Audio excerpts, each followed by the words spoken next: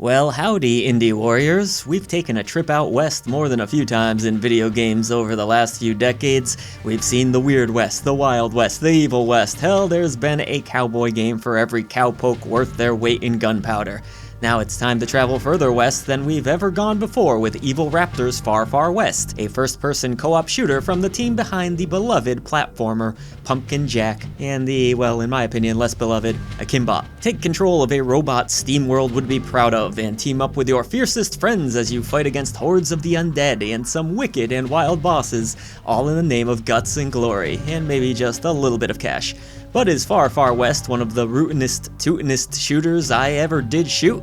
Or did it fall flat like a tumbleweed without the wind? Let's talk about just how promising this early access title is so far.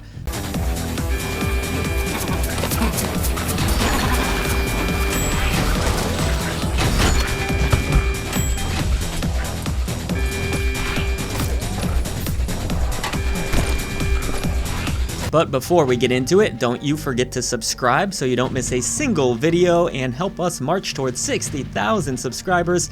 And while you're at it, head over to patreon.com/idreamofindiegames to net yourself exclusive perks like early and ad-free shows, Discord access, and shoutouts at the end of every single video. Your indie gaming community is waiting for you. It's not often we tackle early access titles, but Far Far West is a shooter we couldn't resist taking for a test ride. It was one of the top 10 most played demos from the most recent Steam Next Fest, and over 400,000 folks have already given this title a look-see through playtesting. Not to mention, Pumpkin Jack was the first title I played from Evil Raptor and ended up being one of my favorite things to come out of 2020. Not that that's saying too much, but it was a really fun game. Far Far West is a much more ambitious endeavor, opening up a world set in a futuristic western environment where you take control of a bounty hunting robot. There's really not too much in the way of story, so upon booting up the game you'll be given the option to complete a brief and optional 10-minute tutorial. Here you'll learn all the ins and outs of shooting, healing, and other abilities. You'll begin gameplay with a basic loadout featuring a gun with standard ammo, as well as a side piece with more elemental-based bullets that can do different types of damage to your enemies. You're also equipped with a grenade that grants you a fresh supply of ammo when you're running low, as well as a few spells that can really clear out a battlefield. Traversing the West can be achieved with either keyboard and mouse or controller, though I opted for controller because, I don't know, I'm just one of those weirdos. It's typically my go-to, but it ended up working out surprisingly well. You won't have to cover all that ground on foot, however, as you'll have a trusty steed that can be summoned with just the push of a button, getting you out of dodge in a hurry when you need it. Once you have the basic rundown of controls, you're given a trial run of Far Far West's mission structures. Find a key item, activate a boss, defeat the giant foe, and take a train to safety. Once you've proven your mettle, it's off to the dusty old saloon to kick your boots up and throw back a couple of pops.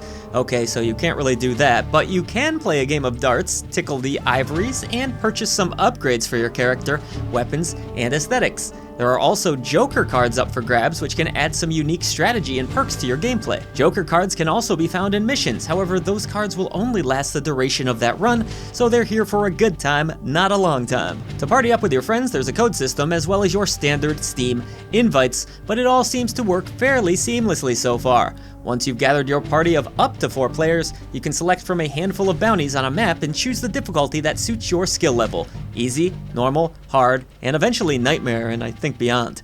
Here's where the early access begins showing a bit, as there does seem to be an imbalance between the easy and normal settings. Easy feels a bit, well, easy, though is certainly great for inexperienced players and for getting a feel for how the game works. Normal is a pretty dramatic jump in my opinion, leaving you with a game that feels either lacking in challenge or a tad too hard. That said, hardcore first-person shooter fans might enjoy the added challenge, and this may also be rectified by adding more players into the run.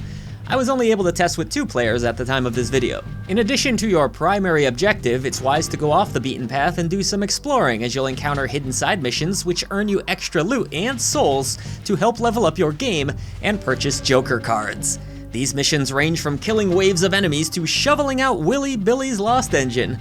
Completing these side quests can even earn you new maps and skins, so it's a good idea to think outside of the box during your bounties. He can only complete one quest on the quest line per mission, so it also adds a bit of replay value. The enemies you'll face are mostly of the undead variety, featuring skeletons riding bulls, skeletons with guns, skeletons with cowboy hats, suicide bomber skeletons, and more bones than a graveyard.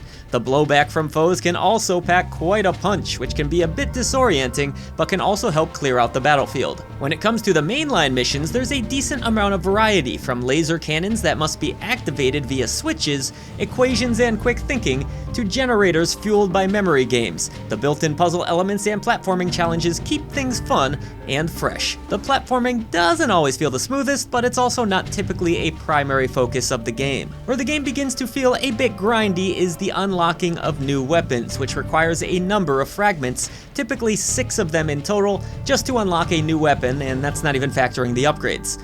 These fragments are typically earned by defeating the bosses in a bounty run, so you'll need to be on top of your game to make the most out of your runs. That said, a defeat doesn't send you home empty-handed. You'll still earn some experience just for playing, and keep the gold and souls you've collected on that run. Naturally, your weapons still improve as well, so there's a sense you're getting stronger even through defeat. We were told there's around roughly 20 hours worth of gameplay in this early access build, but I could personally see going well beyond that. Another interesting point that may be worth some future improvements through the early access process is the perspective while in combat. While you're on horseback, the game switches to a third-person mode. However, there is not yet an option to shoot in third person that I saw anyways, which could be beneficial for those who suffer from game-based motion sickness. Visually, Far Far West definitely resembles the previous works from Evil Raptor, even featuring a pumpkin field in one mission for an extra nod of nostalgia.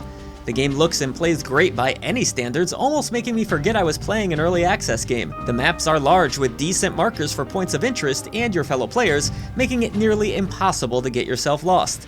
The robots, while a bit generic, have a fun cartoony look to them that is fun to customize with new skins.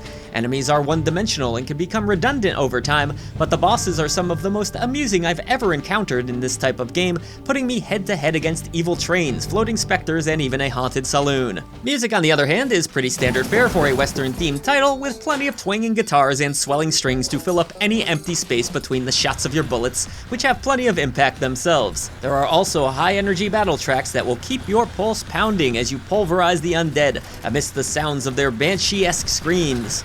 Sound design in Far Far West is certainly well done and feels like a perfect fit for the world they're trying to create. Overall, thus far, I'm very impressed with the shape of Far Far West. The gunplay feels good, albeit a bit imbalanced in difficulty. The missions are fun and varied. The co-op is seamless, and the presentation is polished. I am greatly looking forward to seeing how Far Far West progresses through the early access period, as I'm really enjoying what it's offering so far. With the promise of more game modes, weapons, enemies, and other improvements with the help of the community, it should be a rip-roaring rootin' tootin' blast by the time it hits 1.0. Even now, there's plenty here on offer to make it well worth jumping in early. Yeehaw! Thanks for watching, everybody. Voice to the voiceless, and keep it locked to I Dream of Indie Games for more content just like this and full indie game reviews.